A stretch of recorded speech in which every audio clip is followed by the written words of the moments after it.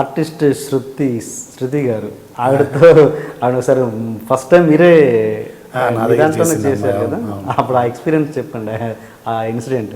అంటే అమ్మాయి first time నా దగ్గర శ్రీశైలంలో ఒక డాక్యుమెంటరీ చేస్తున్నాను. రమేష్ బాబు గారని నా మిత్రుడు, ఆయన చేస్తుంటే దానికి ఆ అమ్మాయి జర్నలిస్ట్ క్యారెక్టర్ చేస్తుంది. సో హౌసింగ్ మీద డాక్యుమెంటరీ ఇది. సో అక్కడ ఉన్న ట్రైబల్స్ దగ్గర శ్రీశైలంలో షూటింగ్ మొదలుపెట్టాము. ఈ అమ్మాయి ఫస్ట్ టైం అనమాట. ఓకే. అయితే ఇక రెగ్యులర్గా మాకు ఉంటారు కదా మేకప్ మ్యాన్ ఉంటారు కదా, ప్రేమ్ సాగర్ అని మేకప్ మ్యాన్ ఉన్నాడు. ఆయన ఏం చేశాడంటే ఇక అమ్మాయి దొరికింది కదా అని వేసి పూసేసాడు అమ్మాయికి మేకప్ పూసేసి తీసుకొచ్చి నిలబెట్టారు. చూడగానే నేను షాక్ అయిపోయాను. ఏంటిది, నువ్వు చేస్తున్న క్యారెక్టర్ ఏంటి, ఆ మేకప్ ఏంటి, వెళ్ళి మొహం గడుకురా పో అన్న. అనగానే అమ్మాయికి ఏడుపు వచ్చేసింది.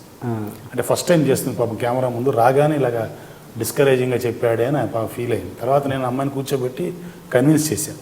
అమ్మ, నువ్వు చేస్తున్నది డాక్యుమెంటరీలో ఒక ట్రైబల్ జర్నలిస్ట్ క్యారెక్టర్. వాళ్ళతో కలిసి ఉన్నప్పుడు నువ్వు ఎలా ఉండాలి, ఇంత ఇలా ఉంటే వాళ్ళు నీతో మాట్లాడరు కదా, వాళ్ళతో కలిసినట్టు ఉంటే నువ్వు నీతో మాట్లాడతారు కదా అని చెప్పి తర్వాత మొత్తం మేకప్ తీయించేసేసి న్యాచురల్గా తీసామన్నమాట. అది ఎక్స్పీరియన్స్. తర్వాత డబ్బింగ్ కూడా తను చెప్తే నాకు నచ్చలేదు, వాళ్ళ అమ్మగారితో చెప్పించాను, నాగమణి గారితో చెప్పిస్తే ఇంక ఈ అమ్మాయి ఇంకా కోపం వచ్చేసింది నా మీద. వీడు యాక్టింగ్ అట్లా చేశాడు, డబ్బింగ్ దగ్గర కూడా నన్ను అడ్డుకున్నాడని. ఆ తర్వాత ఒకనొక సందర్భంలో ఆ అమ్మాయి చేత నేను వాయిస్ ఓవర్ చెప్పించి ఆ పాపాన్ని అలా కడిగేసుకున్నాను. Okay okay. And Shruti garu అన్నారు ఏంటి నాతో, తను షూటింగ్కి ఎవరైనా ఆర్టిస్ట్ ఫలానా టైంకి వెళ్ళాలి నేను అని చెప్తే ఆ టైం ఆర్టిస్ట్ మర్చిపోయినా కూడా మీరు గుర్తు చేసి మరి పంపిస్తారంట. వాళ్ళ అడ్జస్ట్మెంట్స్, చిన్న చిన్న అడ్జస్ట్మెంట్స్ ఉంటాయి కదా, అవి చేస్తుంటాను. ఇలా అడ్జస్ట్మెంట్స్ చేస్తున్నప్పుడు ఒకసారి బాపు గారి దగ్గర కూడా దొబ్బులు తిన్నాను నేను. ఎలా? భాగవతం చేస్తున్నప్పుడు అప్పుడు అశోక్ రావు గారు చాలా బిజీ, మెడ్రాసు ఇక్కడ తిరుగుతున్నారు ఆయన ఆర్టిస్ట్గా అక్కడ ఉన్నప్పుడు.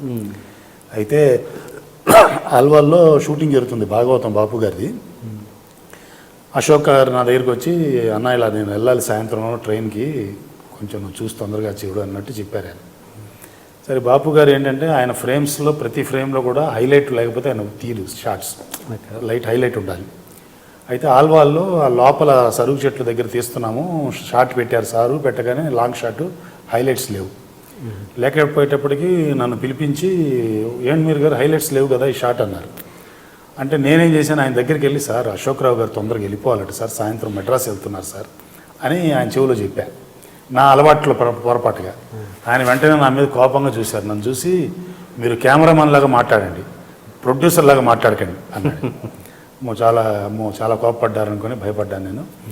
తర్వాత ఆ రోజు షూటింగ్ అప్పుడు ప్యాకప్ చెప్పేశారు ఆయన, 3:30కి ప్యాకప్ చెప్పేశారు. సో నెక్స్ట్ డేకి మళ్ళీ అశోక్ రావు గారు ఉండాల్సి వచ్చింది. సో దీనికి ఒక చిన్న కొస మెరుపు ఏంటంటే, ఆ నెక్స్ట్ డే షూటింగ్కి వస్తున్నప్పుడు మా ఆవిడ అడిగింది, ఏదో ఫంక్షన్ ఉంది సాయంత్రం ఎన్నింటికి వస్తావని. అయితే ఎన్నింటికి రావాలి అని అడిగా. ఒక 5-5:30 వస్తే బెటర్ అంది. ఎందుకు 4:30కి వచ్చేస్తాను నేను అన్నా. అదేంటంది చూడన్నా. నెక్స్ట్ డే షూటింగ్కి వెళ్ళగానే అదే లొకేషన్ కదా, అదే లొకేషన్ అక్కడే చేస్తున్నాము. 3:30 ఆ ప్రాంతంలో సార్ మళ్ళీ అలాగే అక్కడ షాట్ పెట్టారు. పెట్టగానే నేను వెళ్ళి సార్ హైలైట్స్ లేవు సార్ అన్నాను. అనగానే ఆయన నన్ను చూసి, now I like you, pack up అన్నాడు అనమాట. మీరు జీవితంలో ఒకసారి చాలా విపరీతంగా దేవుడికి భయపడి ఎవరికి చెప్పకుండా గుండు కొట్టించుకోవాల్సిన పరిస్థితి వచ్చింది, అది ఏంటో ప్రేక్షకులు చెప్పండి. అదేంటంటే, ఇప్పుడు మా ఆవిడకేమో తిరుపతి వెంకటేశ్వర స్వామి దగ్గర మొక్కు ఉంది, వెళ్ళాలి. అదేమో వెళ్ళలేకపోతున్నాను, నేనేమో తీసుకెళ్ళట్లేదు. ఒక పక్క ఏమవుతుందంటే, నేను అన్ని శివలయంలో శ్రీకాళహస్తీశ్వర మహోత్సవం ఇలా శివుడి మీద తీస్తున్నాను. అందువల్లే నన్ను వెంకటేశ్వర స్వామి గారు రానివ్వట్లేదేమో నేను, నా ఉద్దేశం అనమాట. అలా ఉండింది నాకు.